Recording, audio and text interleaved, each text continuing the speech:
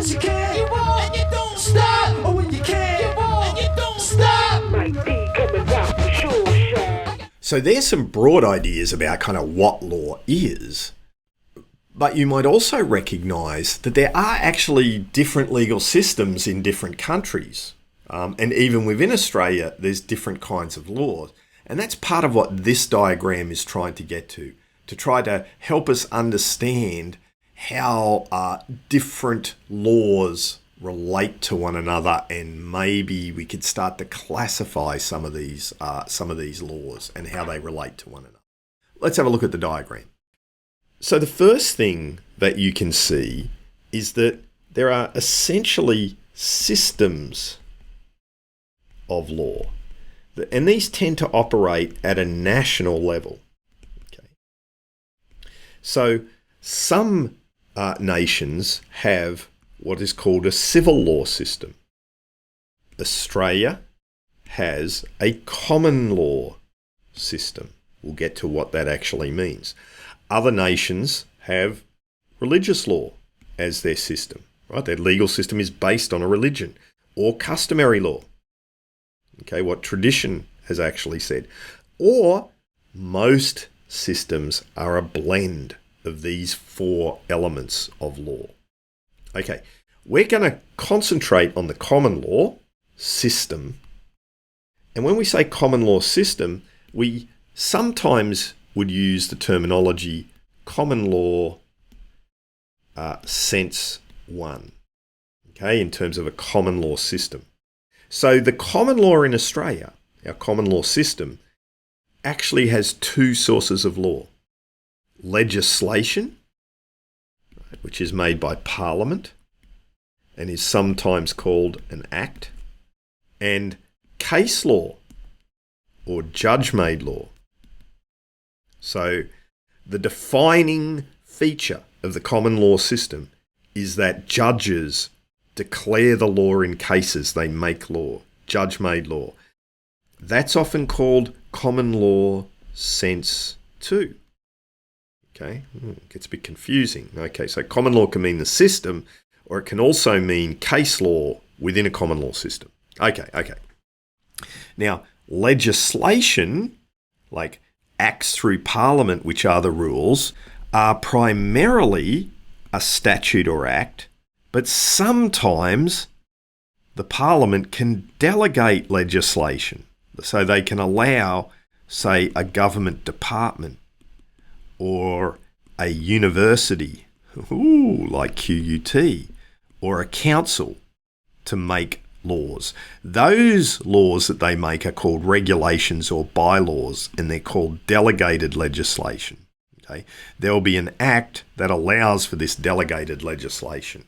Now, in terms of judge-made law in cases, well, there are different kinds of courts. Historically, we've had different courts under the common law system. There were criminal courts, family courts, commercial courts, and we still have some of these courts, which we'll come to as we go through. And there were specific common law courts. Okay, so common law, sense 3, can be a type of law within common law, within the common law system. So you really have to understand the context within which the words common law are being used. Is it being used to identify a system, like the Australian system? Is it used to identify judge-made law within a system? Common law sense 2. Or is it referring to a specific type of law within judge-made law? Common law sense 3. Woo. Okay, so it's a bit complicated, but that's how the elements of our system fit together, and we can think about them in terms of all of the legal systems throughout the world. Now, the only interesting thing that I'd like to raise that we're going to come back to a bit later through this unit and also through this lecture is this idea of the courts of equity. They're a special court that the king brought about. The courts of chancery, actually, is what they were called. and they develop the law of equity. That becomes important when we deal with trusts and we deal with some kinds of legal actions. Now, and remedies actually becomes important for remedies, specific performance and injunctions. Those words will hopefully start making sense to you when we get to that part of the course. But I really want to make the point that they came about in different courts. Okay, originally, that's their historical background, which is why the rules might be a bit different around these topics. Okay, so understanding this history becomes important to make sense of the law as we go through. So what do we got? We've got systems of law. We've got within our common law system of law 2 broad sources of law, legislation and case law. Within legislation, it will be called a statute or act unless it's delegated legislation, which can be a regulation or a bylaw. And then within our case law, we've got to know which court it comes from. And historically, there's been a lot of courts where law was made. So just to give you a sense, the 2 predominant legal systems are common law and civil law. And so what you can see is, Australia and New Zealand, Oceania, are common law. Why? Because of our historical ties to England. And so wherever England had historical ties into the US, into Canada, through parts of Africa and India, we see the influence of this common law system. In contrast, civil law, right, developed out of Roman law, was a key part of civil law development from Rome and the Roman Empire, and also Napoleon. Okay, also had the Napoleonic Code had a huge influence. So these civil law systems run in a different way. And then what we get is wherever we see the influence of a continental European country, we get predominantly civil law systems that occur.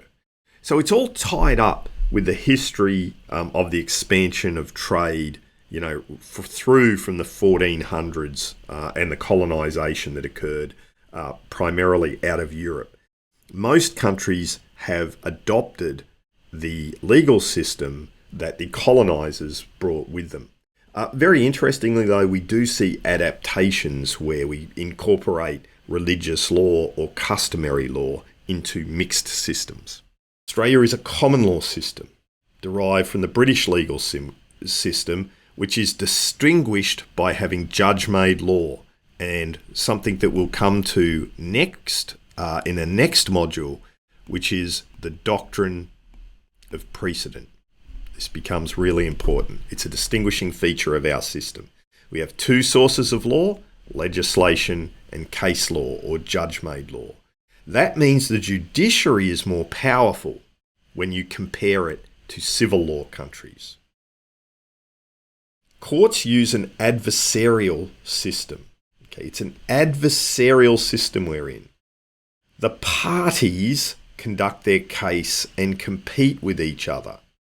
In contrast, a civil law system often has the state running it and making an inquiry. It's an inquisitive system. Okay, that's a civil law system versus our system. Courts resolve the disputes. The disputes are between the government or the Crown, often represented as an R, and a defendant in criminal trials, or between a plaintiff and a defendant in civil trials. There are strict rules of procedure and evidence, and the parties are completely responsible for the conduct of their cases, right? The judge doesn't investigate. The judge is an impartial referee. And we see that in countries like the UK, Canada, and New Zealand, anywhere with that British influence. In the civil law system, the primary source of law is legislation, the code or statute or constitution. Case law, not recognised as a source of law, derived from the Roman and the Napoleonic influence. Courts use an inquisitorial system where they try and get to the truth. The judge is a government official, right, rather than an experienced lawyer who judges the merits, right? They're actually more of a investigator looking to get to the truth. Now, some of these differences, for instance, the importance of statutes, are declining as, for instance, in Australia, we codify more of our laws. There are still remaining very important differences. A key one being this difference between an adversarial and an inquisitorial system. And again, examples of where we might find civil law are in continental Europe and the expansion from continental Europe. So that gives us a bit of an overview about the common law system and how it relates to other international sources of law. It also gives us that introduction into what law is. In the next video, we're going to go a bit deeper into our common law system.